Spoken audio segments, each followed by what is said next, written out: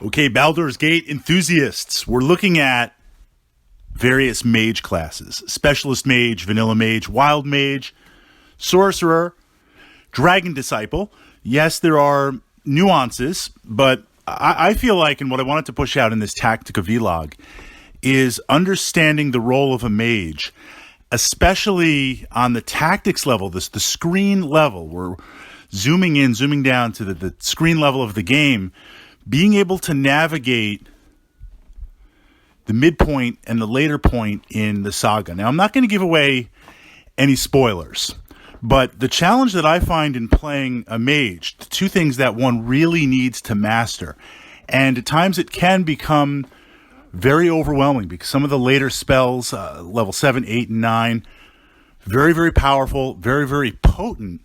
The ability to tactically pull these off is huge. And what's working against you is casting time.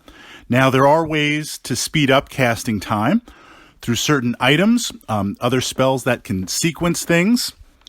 That mastery is key. If you're casting a level 9 spell blank and you're not speeding it up or finding some way around it, and again, no spoilers, but I'm just putting it out there, you're literally going to see your character casting that spell forever, and you're just going to get nuked in the meantime, especially when dealing with multiple spellcasters or some of the more powerful monsters that have innate abilities that can replicate certain very devastating spell abilities, but they do it without any timer or cooldown. They're just kind of popping these spells off. So that's the first thing. How are you going to cut down your casting time? Second, what is vital is the ability to block, the ability to have your mage protected. Because if you think about it, the actual screen in most encounters for Baldur's Gate, it's pretty small. And we're not talking about like screen size if you're playing PC or tablet, desktop versus phone or mobile. It's a small space. So you have your mage sequestered. It's going to start firing off these spells, and you're literally getting rushed by very potent monsters, or you are within line of sight of other mages who might be targeting you with area of effect spells. So you need some sort of buffer. Now, we could say solo versus playing with other party members. If you're playing with those party members, they're going to be going out and engaging various threats, leveraging their character classes and their abilities. You still need that screen. And one of the great screens out there, summons.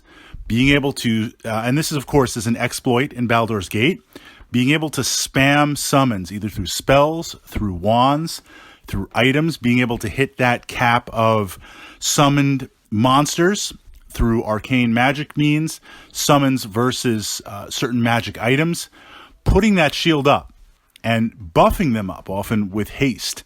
This is usually done before battle. Yes, you can just physically overwhelm monsters. You know, you roll a 20, it's still a hit. You throw up enough summons, you're going to chew through more powerful stuff quickly. So there is Tactica power in spamming stuff out. But having those is also a great way to put them up as that screen, sending out the party to do what they have to do.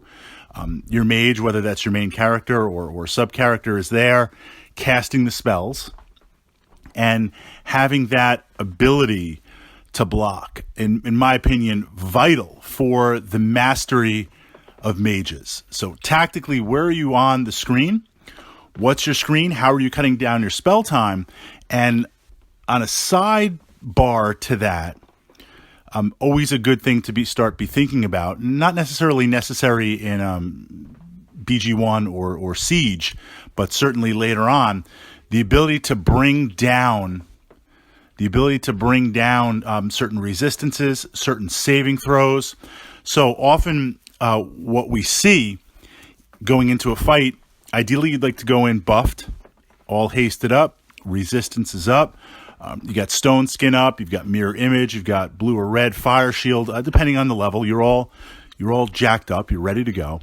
And then the first thing that you want to be able to cast once you're in line of sight is the ability to lower resistances, lower saving throws, put up lower numbers. So then as you cast your really potent and powerful spells, they're going to have the greatest chance of bypassing, in AD&D, bypassing those saving throws. That's huge. That's also an important point to master.